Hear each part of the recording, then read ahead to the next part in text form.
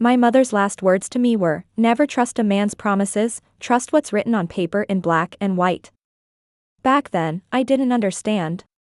Not until my fiancé slammed a prenuptial agreement in front of me, one that stated the 600,000 yuan I paid for our down payment was of a no-strings, unconditional gift. If we divorced, I would walk away with nothing.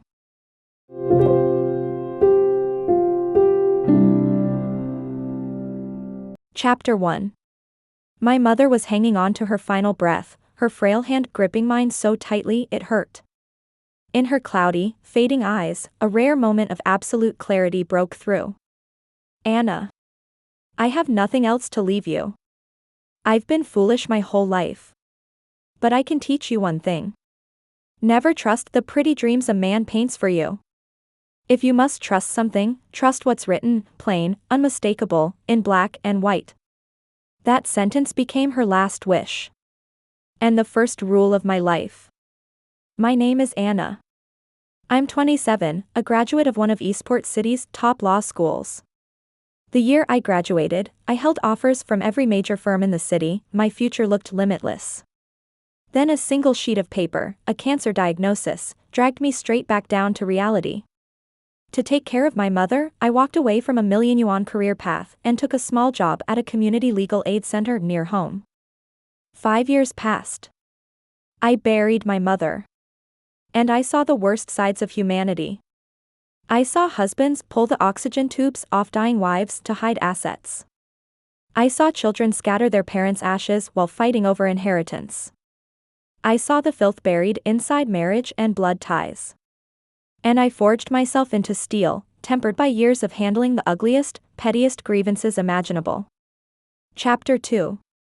To most people, my job was basically the equivalent of being an underpaid, overworked neighborhood auntie with zero status. But to my fiancé, Chad, that was precisely my greatest selling point. Chad, a client manager at a securities firm, was an utterly ordinary man desperate to climb a few social rungs through marriage. And a woman like me, a top school graduate, made him look good in his social circle, a tasteful, high-end accessory he could proudly show off. A woman with no family background, a soft temper, and a simple, harmless job. To Chad, that was the perfect recipe for an ideal, obedient wife. In other words, easy to control. At gatherings with friends, he loved to pull me close, one arm draped around my shoulder, and introduce me in a tone that was equal parts bragging and patronizing. "This is my fiancée, Anna, Masters in Law. She's too kind for the dirty money culture of our industry, so she works at a legal aid center. Basically charity." He'd pause just long enough for everyone nearby to hear his next line. "As for me, I'm the one who makes the money and supports the family, so she can focus on being my little angel who doesn't need to touch the real world." Every single time, he made it sound tender and noble. His friends would praise him for being dependable, for choosing a woman who wasn't after money. And I could only hold that perfect smile under their admiring gazes, while my heart tightened like someone was stitching it shut from the inside.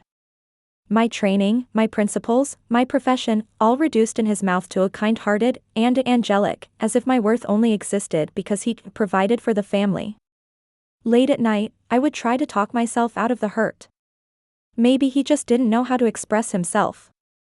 I'd unlock my phone. My wallpaper was a renovation mock-up I had secretly saved, a bright, cozy little home I imagined for our future.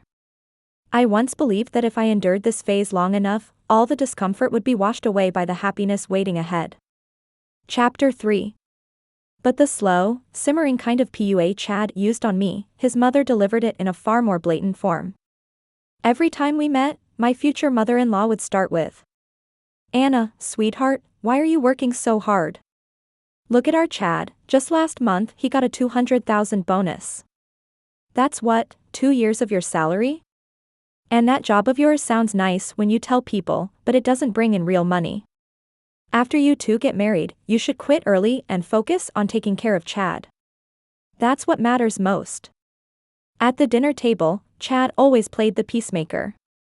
He would cut in with a smile. "Mom, Anna has her own goals." Then he'd turn to me, squeeze my hand tightly under the table, and silently mouth, "Don't mind her. Old folks talk like that. What could I say? All I could do was swallow my food, and swallow every argument stuck in my throat. They didn't understand that the small cases I handled could mean a child's chance at a better future, or a family's last thread of hope. All they understood was money. Chapter 4. The first real crack between us appeared when we started looking for a home. The down payment for the marital apartment was $1 million. I put in $600,000, $500,000 from my mother's life insurance, and $100,000 from my 5 years of savings. When I sent Chad the transfer receipt, I added a deliberate note. Chad, this is everything I have. It'll go toward our down payment. He replied in seconds. Got it, babe. You worked so hard for this. Chad's family contributed $400,000. On the day we viewed the apartment, the sales agents hovered around Chad and his mother the entire time, hyping up the location, the school district, and the future value as if the place were made of gold. I trailed behind like an irrelevant assistant, squeezed out of the circle. Excuse me, I finally found a chance to speak. I'd like to ask about the shared area ratio, the property rights term, and the actual layout of the pedestrian vehicle separation. My voice wasn't loud, but the room fell silent anyway. Chad's mother frowned and cut me off immediately. Oh, Anna. These are things men should worry about. Don't these details give you a headache? Chad quickly stepped forward, wrapped an arm around my shoulder, and said in a tone that was both doting and dismissive. Yeah, babe, I've got it. You just worry about making our home look pretty later. The two of them worked in perfect harmony. I looked at them, and a dull pressure rose in my chest. Chapter 5. In the end, we settled on a place. But the day we went to sign the purchase contract, I noticed something that made half my blood run cold. On the thick stack of papers, under buyer, there was only one name. Chad. I held the contract, lifted my head, and looked at him. Chad seemed prepared for this. He immediately pulled me aside, wearing that familiar smile, tender on the surface, helpless underneath. Babe, let me explain. I qualify as a first-time homebuyer, right? The mortgage rate is discounted. We can save a few hundred every month. Putting it under my name is just to save money for our future. But the down payment. I put in $600,000. I stated it calmly, just the facts. I know. Of course I know how much you've done for our home. He squeezed my hand tighter, eyes filled with syrupy sincerity. Your money, my money, aren't they our money? Does it really matter whose name is on the deed? Don't you trust our relationship? There it was again. That same script, wrapping cold calculation in the language of a love and a trust. As if any question I asked meant I didn't believe in him. As if wanting fairness made me materialistic. As if I were the one tarnishing our pure love. A case I once handled flashed through my mind. A woman who had been persuaded, with the same line, "We're a family, what's mine is yours," to sell her premarital apartment and invest everything in her husband's company. When they divorced, she walked away with nothing. Back then, I wondered how someone could be so naive. Now, it was my turn. Chapter 6. I looked into Chad's tender, earnest eyes, and from the corner of my vision, I caught his mother watching us, her gaze sharp, satisfied, almost triumphant. In that single moment, all the exhaustion, hurt, and hesitation inside me evaporated. What replaced it was a clean, piercing cold. And clarity. I understood. From beginning to end, this had all been a setup. A perfectly tailored trap, designed for me. Anna, don't be mad, okay? Chad nudged my arm gently when I stayed silent, coaxing me the way you'd calm down a stubborn child. It's not worth getting upset over something so small. I took a long breath. When I lifted my eyes again, my face had already settled into a soft, agreeable smile. I nodded lightly and said, "All right. I believe you." Inside, I reminded myself. Never underestimate the darkness in human nature. And never forget my mother's last words. She told me to trust what's written plainly in black and white. Today, I had let go of the black and white that should have been mine. But I prepared another one. That night, back in my tiny rental apartment, I opened my laptop and created a new encrypted folder. I named it Evidence Chain, Chad's 600,000 housing loan. I saved everything inside, a screenshot of the bank transfer slip for the 600,000 yuan I sent that afternoon, and my chat history with Chad discussing the down payment. Then I opened the cloud backup for my recorder. I clipped out the section from the sales office today, that syrupy speech Chad made about saving money for our little home. And I saved it under a new file name. Exhibit 1, Fraud Disguised as Frugality. Chapter 7. A week before we were supposed to get our marriage license, they held what was essentially an ambush dinner. The venue was a private room in one of the nicest restaurants in town. Booked by Chad's family. Officially, it was a pre-wedding family meeting. At the table, his mother played the role of the warm, bustling hostess. Her enthusiasm dripping with the same sweetness as poisoned honey. She piled food into my bowl, and every sentence of motherly love felt like a needle dipped in venom. Anna, darling, we'll all be one family soon. If Chad ever bullies you, I'll be the first to teach him a lesson. Chad held my hand under the table, staring at me with syrupy affection, as if we were the most perfect, deeply in love couple on earth. A few rounds of drinks in and several dishes later, the atmosphere had settled into a comfortable buzz. And the real show finally began. Chad's mother reached into her Hermes handbag and slowly pulled out a brown envelope. Her smile was benevolent, like a kindly goddess in a temple. Anna, we're all reasonable people here. It's better to speak openly now so everyone feels secure. It's not that I don't trust you, dear. It's just that the world is complicated, and people can change. Sign this, and it'll give Chad some protection, and give you peace of mind too. She slid the document toward me. On the cover, a few gold-stamped words burned into my eyes. Prenuptial agreement. Inside, I laughed coldly. Outside, I kept my expression calm and reached for it. Chad's cousin, fresh off passing the bar exam and already acting like she owned the legal profession, immediately scooted closer like a dog eager to earn praise. Cousin Anna, my brother and my aunt are doing this for your good. She gestured grandly, lecturing me like she was the judge of the universe. This is what all the big city couples do now. Asset separation. Got it? It means my brother's planning for the future financially. You just need to enjoy the good life with him. I ignored the circus of clowns and opened the agreement. The black and white text on the A4 pages was a meticulously crafted execution ground. Clause 1. The premarital property, the apartment for which I paid a 600,000 down payment, shall belong solely to Chad. Clause 2. I, Anna, confirm that the 600,000 yuan I contributed toward the property constitutes an unconditional gift to Chad. The word gift seared into my retinas like a branding iron. Clause 3. After marriage, all of Anna's income shall be considered marital property. Chad's bonuses, commissions, and investment returns shall be considered his personal property. So I was supposed to work like a mule while he enjoyed the luxury. Clause 4. In the event of divorce, Anna voluntarily relinquishes custody rights to any future children. Brutal. Utterly brutal. Even a child I hadn't met, hadn't conceived, had already been placed on their bargaining table as leverage. Chapter 8. I flipped through the pages one by one, my fingertips cold. But my mind was still and bottomless as a deep well. For 5 years, I had seen husbands pull the oxygen tubes from dying wives. I had seen children scatter ashes while fighting over inheritance. I thought I'd already witnessed every shade of human cruelty.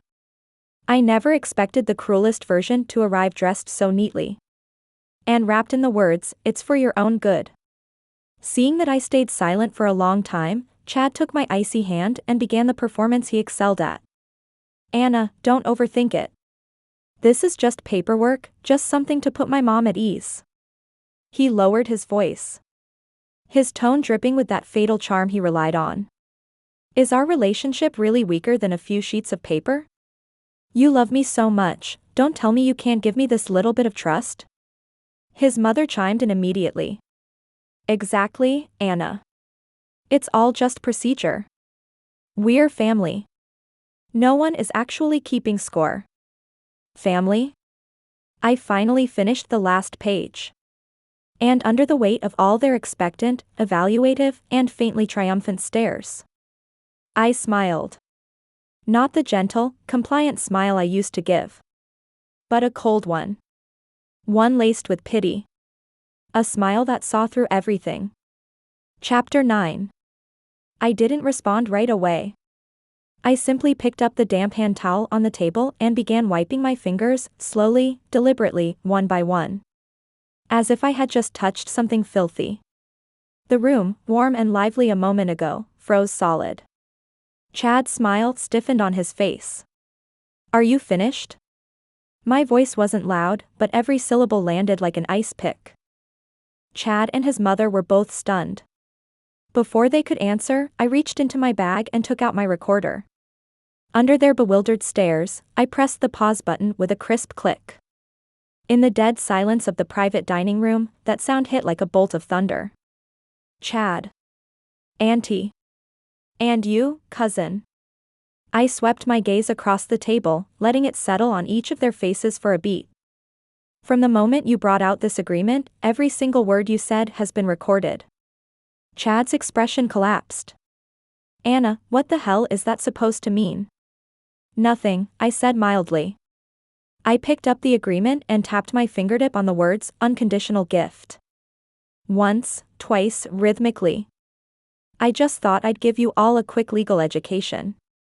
What you just did, especially the line about, this is just to make my mom feel better, combined with this wildly one-sided agreement, constitutes all the elements of inducing someone to sign a contract through fraud and coercion. My eyes shifted to the cousin who had just passed the bar. And my smile turned colder. Cousin, didn't your professors teach you Civil Code Article 8?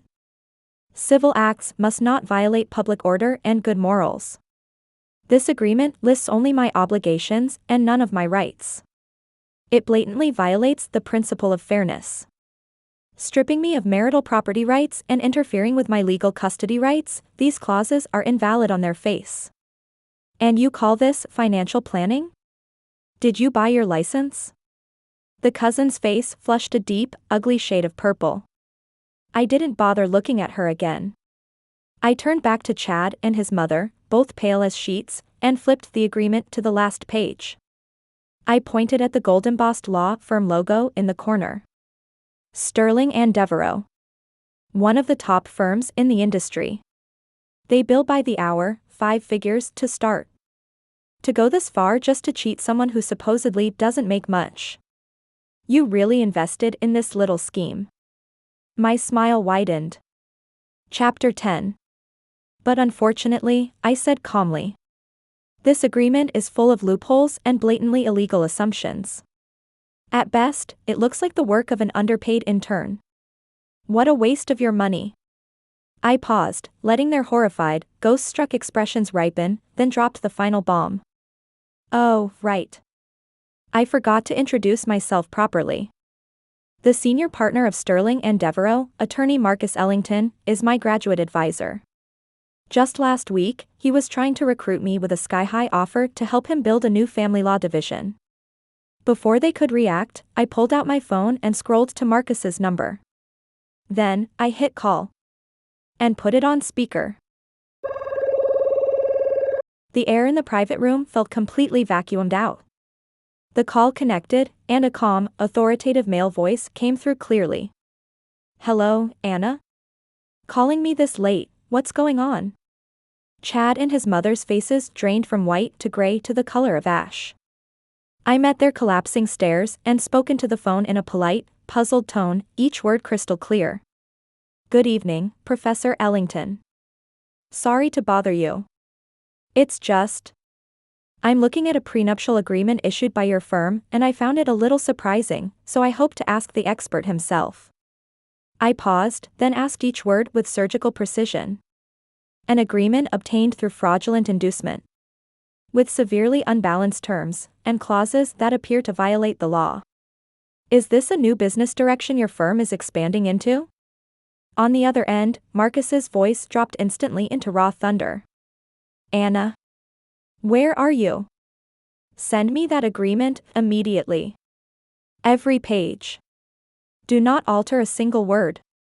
The call ended, but the echo of his fury still vibrated through the room. Silence swallowed everything. Chad and his mother's faces were beyond pale, beyond bruised. They were the faces of people whose entire worldview had just collapsed.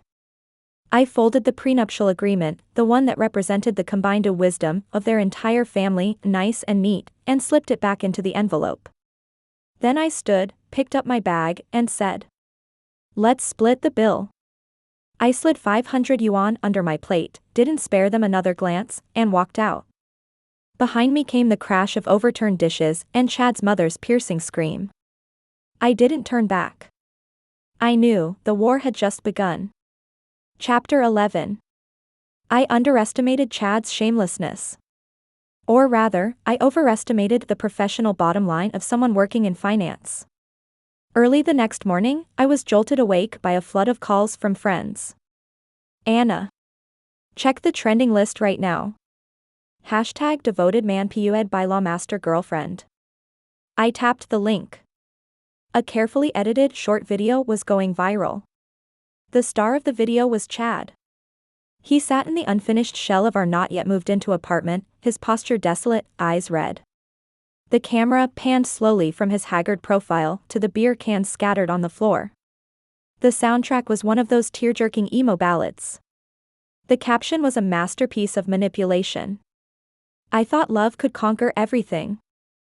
I worked hard, scraped together 400,000, she took 600,000 from her family, and we bought a home together.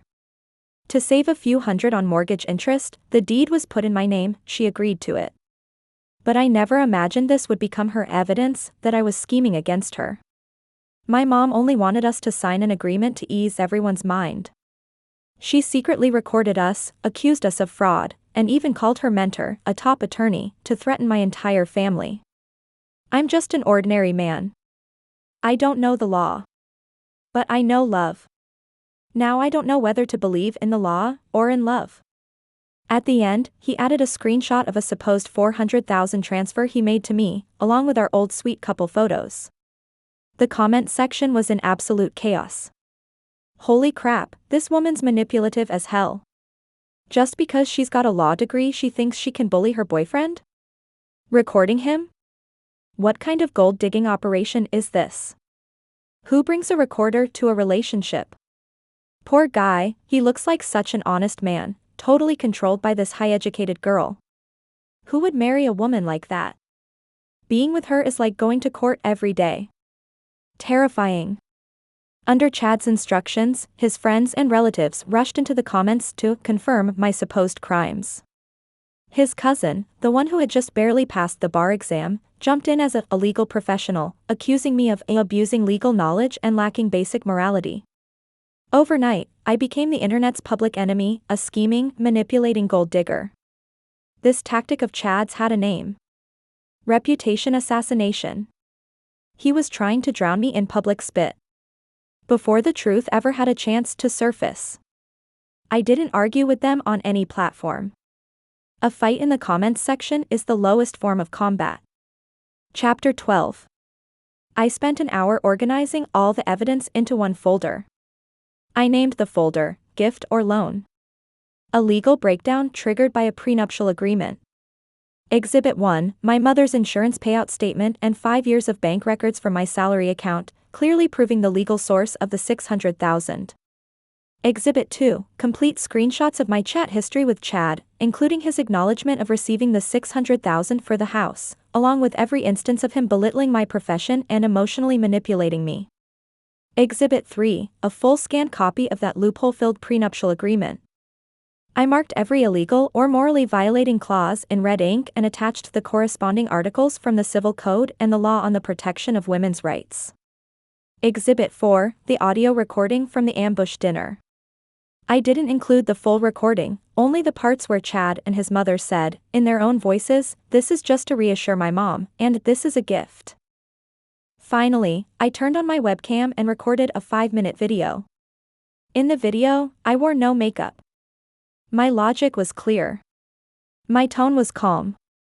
Hello everyone, I'm Anna, the scheming law master from the trending topic. I don't intend to take up public resources, but as a legal professional, I have the obligation and the responsibility to use my own experience to give a brief lesson on prenuptial property law. I didn't cry. I didn't curse. I simply presented each piece of evidence, one by one, and explained the law behind each point. Chad says the house deed has only his name to save on interest. Legally, this is called purchasing under another's name, and the risks are extremely high. He never informed me of these legal risks. Legally, that constitutes concealing important facts. He says the $600,000 I contributed was a gift. But this agreement was presented to me without prior notice, disguised as a family dinner, using emotional pressure to coerce me into signing it. This is called a manifestly unfair contract, and I have the right to request its revocation. As for the recording, it was for self-protection. When your fiancé's family lays a document in front of you designed to strip you of everything, trust me, recording is the most rational choice you can make. At the end of the video, I looked straight into the camera. My mother taught me to trust what's written in black and white. Today, I'm using black and white to show everyone the truth. My $600,000 was not a gift. It was a loan. I will file a lawsuit immediately to recover my lawful property. I posted the video and a long written explanation simultaneously on my personal blog and the largest local forum. The title was the same as the folder's name. Then I tagged Chad, along with his loudmouthed cousin. If it's a war, it should be fought in the open. Chapter 13. The internet exploded instantly. Within half an hour, public opinion completely flipped. Chad panicked. He never expected me to confront him publicly under my real name, and even less expected my evidence chain to be airtight. His victim-playing narrative collapsed instantly under my legal breakdown. He began frantically deleting comments and trying to control the replies, but it was already too late. My video was reposted by major legal creators and news media. The headline changed from "A devoted man PUA'd by law graduate" to "A textbook counterattack against a manipulative man." In his growing fear, Chad made the stupidest decision possible. He secretly listed the apartment on the biggest real estate platform in the city, marked as urgent sale. He wanted to sell it before the court could open a case and move the money out of reach. He thought I needed time to deal with the legal procedures. But he forgot, no one understands procedure better than I do. The day after he listed the apartment, I submitted an application for pre-litigation property preservation to the court. Clear transfer records, chat logs explicitly confirming the down payment, and the prenuptial agreement he himself had presented with the property details written right on it. All of it formed a perfect loop of evidence. After reviewing the documents, the court issued a civil ruling within 48 hours. The property was seized. All transactions prohibited. While Chad was in his office desperately dealing with his boss's questions, he received a call from the real estate agent. "Sir, sorry to inform you, but we just received notice from the court. Your apartment has been frozen. We've already taken it off the platform." I could imagine his expression in that moment. Utter devastation. Chapter 14. A beast with no way out will always launch the wildest counterattack. Chad used his connections in the securities firm to find out that our legal aid center was expecting a major year-end government grant, one that required a risk assessment by the investment division under his company. This grant was the lifeline of our entire center for the coming year. He began smearing me, reporting to the assessment team that I was morally unfit and involved in a major financial dispute, hinting that my presence would pose a reputational risk to the center. He no longer wanted to destroy just me. He wanted to destroy my career, my belief system. What Chad didn't know was this. For the past 5 years, my job may have looked like low pay, heavy workload, no status. But my network wasn't built on dinner tables or drinking rounds. It was built in case files, and in people's hearts.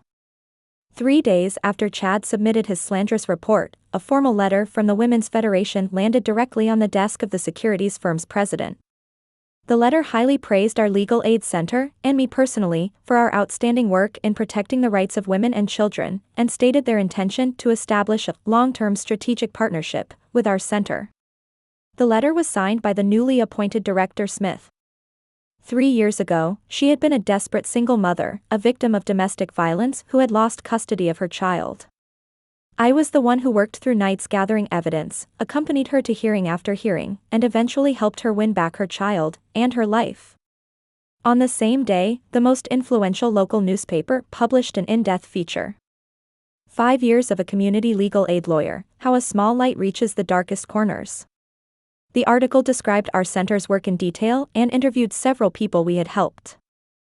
The longest section was about a migrant worker who had been left permanently injured in a workplace accident and then ruthlessly fired by his factory. I helped him apply for legal aid and fought repeatedly against the factory's elite legal team, eventually securing a 6-figure compensation for him. He is now the chief photojournalist at that newspaper. He wrote that article in tears. With the official endorsement of the Women's Federation and the positive coverage by mainstream media, the grant didn't just stay intact. It was fast-tracked for approval, and the amount was increased by 20%. My network has never been money or power. It is every piece of justice I fought for in those 5 years, and every heart I warmed along the way. Chapter 15. Public opinion can drown a person in just one night. But the iron fist of the capital market can smash someone's livelihood with just one sentence. Monday. Chad was fired. When the news came, I was in the reception room of the Legal Aid Center, explaining how to calculate alimony to an older aunt. Calm as a breeze. Later, I heard a former colleague, who had jumped to Sterling and Devereaux, vividly describe what happened that day. The director slammed a performance evaluation report onto Chad's desk, expressionless, his voice icy. "Chad, your performance this quarter is dead last in the entire department. I was planning to talk to you, see if you needed an adjustment." Before he finished, he grabbed a printed copy of that Metropolitan newspaper article and threw it hard at Chad's face, his voice suddenly erupting. "But now I don't think there's any need.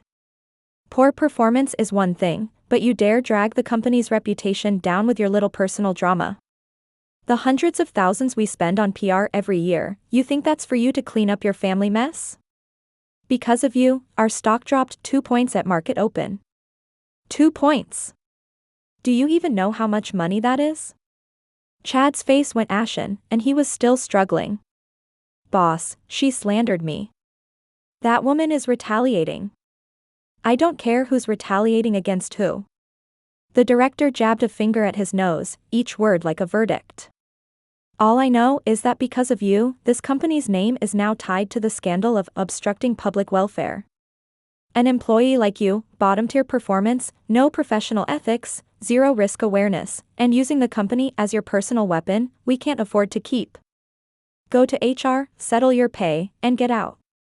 No room for negotiation. No mercy."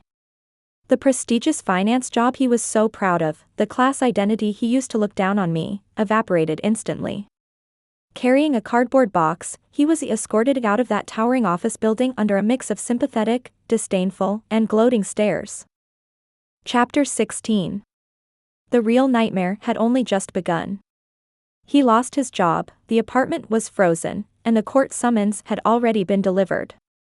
The bank transfers in black and white, along with the chat logs attached to my legal explainer post, made it impossible for him to even hire a lawyer.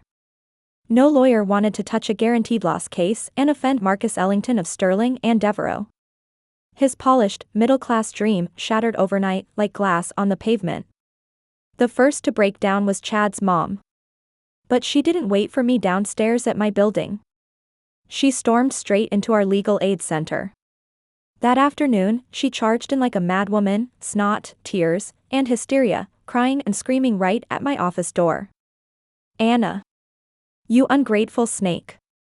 My Chad treated you so well, why would you ruin him like this? You destroyed his job, are you happy now? You vicious, cold-blooded woman. Her voice was so loud that she instantly drew the attention of every staff member and every citizen waiting for consultation. My simple, kind-hearted clients were all stunned. I stepped out of my office. Watching her wild, tear-streaked performance, I felt nothing. If anything, I wanted to laugh. "Auntie, this is a government legal service facility. If you keep disrupting public order, I'll have no choice but to call the police." Seeing that I wouldn't give her an inch, she simply sat down on the floor and began slapping her thighs, howling. "Everyone look. This woman may have a degree, but she has no conscience. My son worked himself to the bone to buy a house with her, and she turns around and accuses us of fraud. Heaven help us. Studied so hard she turned stupid, lost her humanity along the way." Right then, Director Smith, the woman I helped win back custody 3 years ago, happened to be visiting our center to discuss ongoing collaboration with the Women's Federation. She frowned, stepped forward, and told security, "Please escort this woman out. She is severely disrupting our services." 2 guards lifted Chad's mother up as she thrashed wildly. "Let me go. You're all protecting each other. I'll expose you online." I walked up to her, my voice calm but loud enough for everyone nearby to hear. "Auntie, first, if you want to expose anything, please use your real name. Anonymous accusations are defamation. Second, your son's 400,000 and my 600,000 are all clearly recorded in the bank statements. And third, and most important." I leaned down slightly, close enough that only she could hear, my voice slow and precise. "If you dare cause a scene at my workplace again, I won't just take back the 600,000. I'll file additional charges and sue your entire family for fraud. Fraud carries jail time. Your son is still young.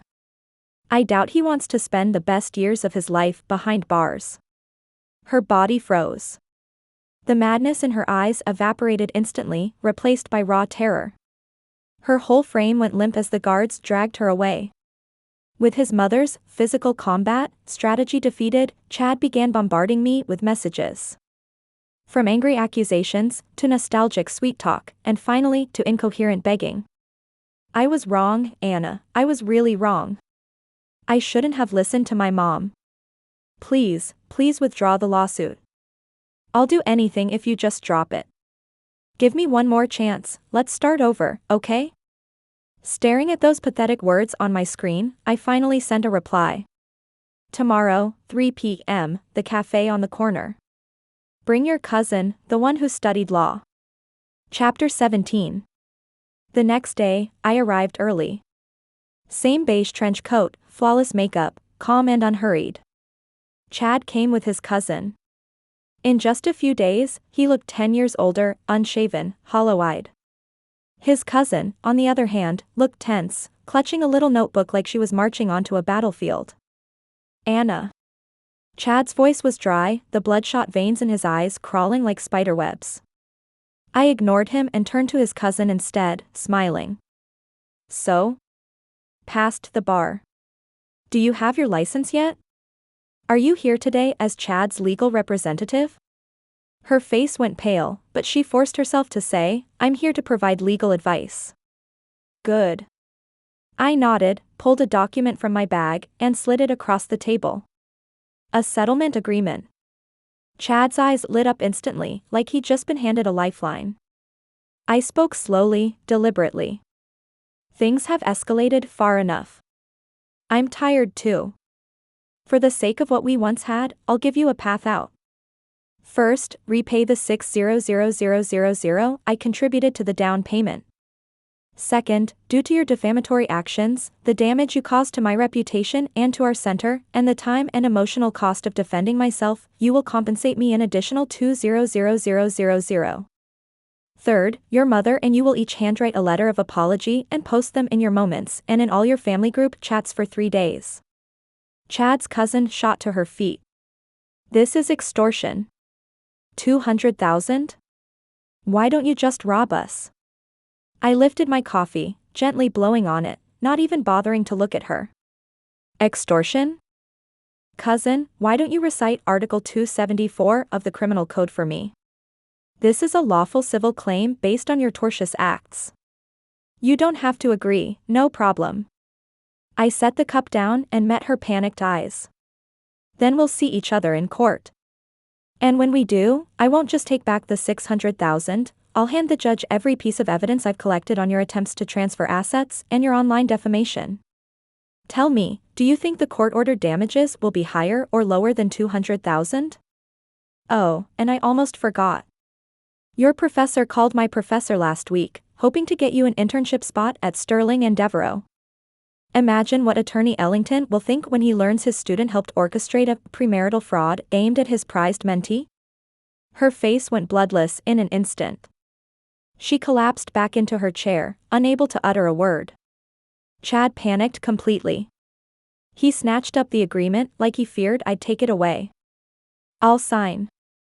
I'll sign. Anna, as long as you'll withdraw the lawsuit, I'll do anything. I smiled. It must have been a very cold smile. Don't rush. I'm not finished. I tapped the last page of the agreement. Both of you will sign.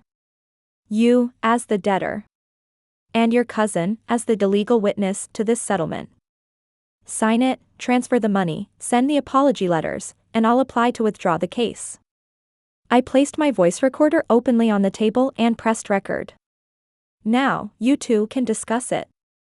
The recording is to protect all three of us, so no one can later claim I coerced or deceived you.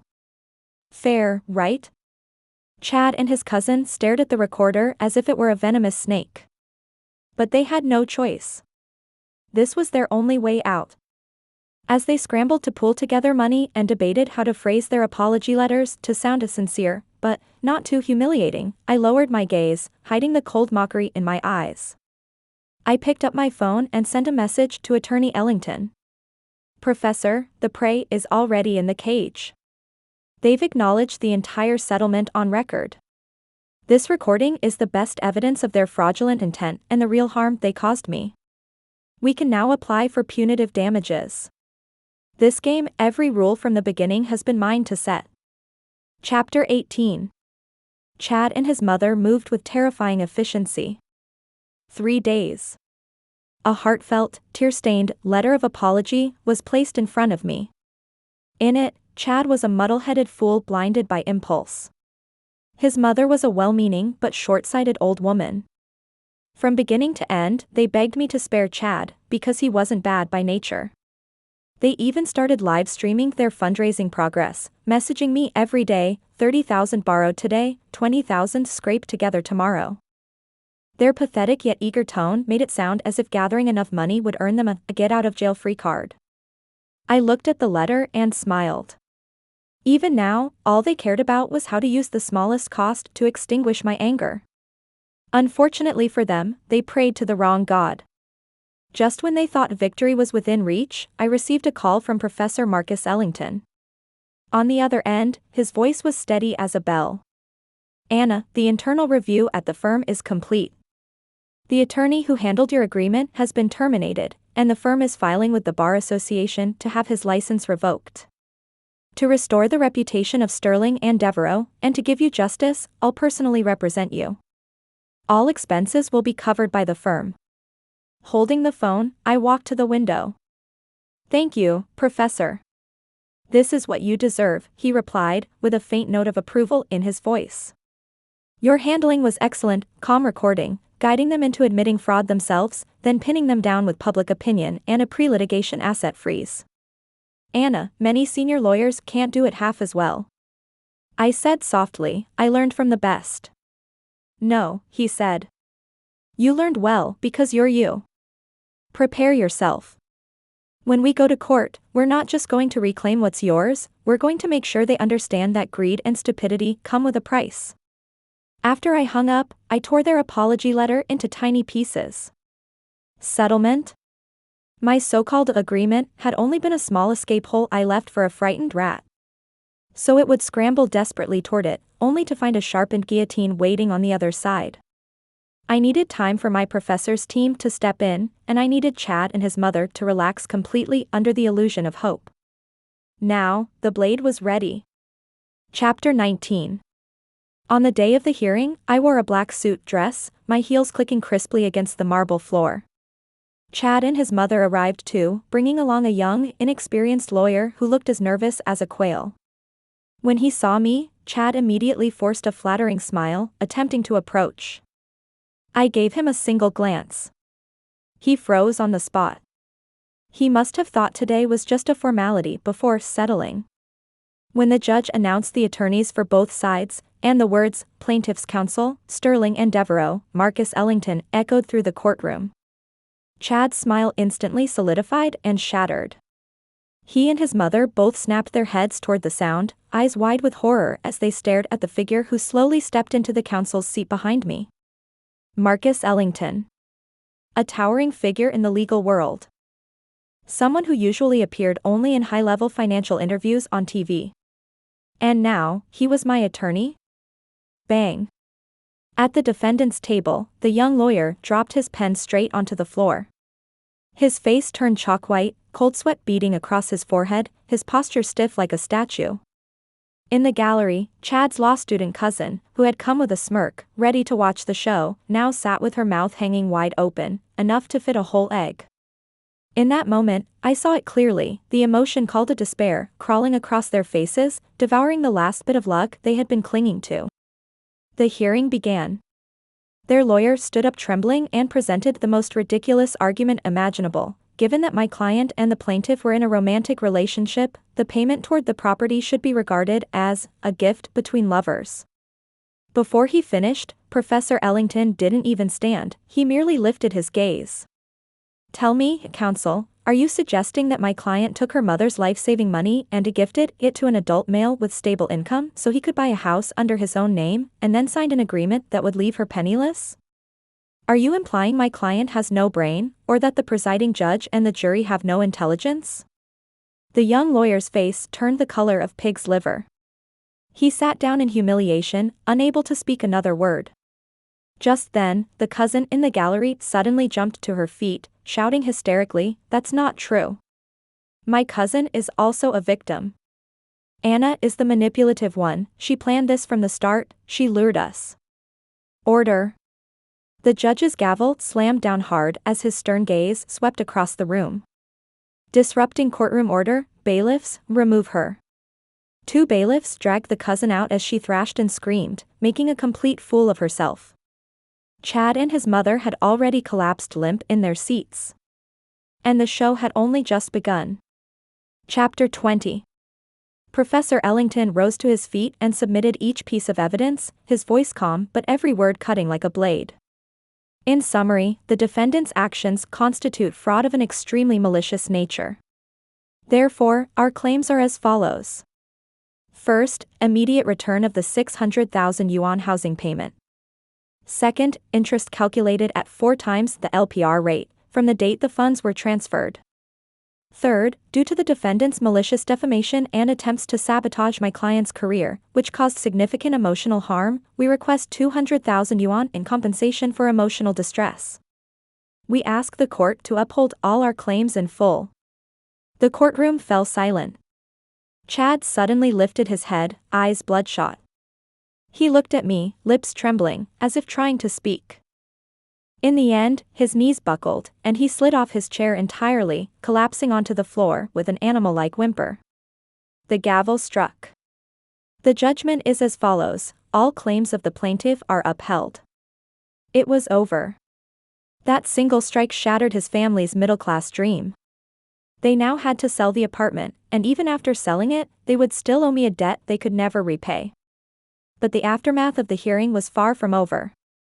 I later heard that Chad's cousin, the one who caused a scene in court, not only ended up permanently blacklisted by Sterling and Devereaux, but was also called in for a personal meeting with her own professor. When she walked out of his office, her eyes were red, her expression hollow. The first lesson of her legal career hadn't come from statutes, but from reality. When someone uses the law for manipulation and greed, the law judges them first. After this case, my name spread quickly throughout the profession. Offers from top law firms poured in like snowflakes. I eventually accepted Professor Ellington's invitation and officially joined Sterling and Devereaux as a core attorney in the family law division. On my first day at work, I proposed that Sterling and Devereaux establish a special public interest fund to collaborate with my former legal aid center, providing free, top-tier legal support to vulnerable people trapped in desperate marriages. Professor Ellington approved it on the spot and pledged full support. Chapter 21. 1 year later. Wearing a perfectly tailored barrister's robe, I helped a woman who had endured years of domestic violence win back custody of her child and everything she deserved. As I stepped out of the courthouse, the sunlight was warm and bright. I instinctively narrowed my eyes, and unintentionally caught sight of a scene in the corner. It was Chad and his mother. They looked even more haggard and worn than a year ago, arguing bitterly with a relative about repaying the money they owed me. I told you not to be so greedy back then, but you wouldn't listen. Oh, now it's my fault? If your son had any ability at all, would he have been played like a fool? It was unpleasant to hear. I looked away without pausing for even a second and walked straight toward the brilliant sunlight. My mother once told me to trust what's written in black and white. Now I finally understand. Real security never comes from a piece of paper, and certainly not from anyone else.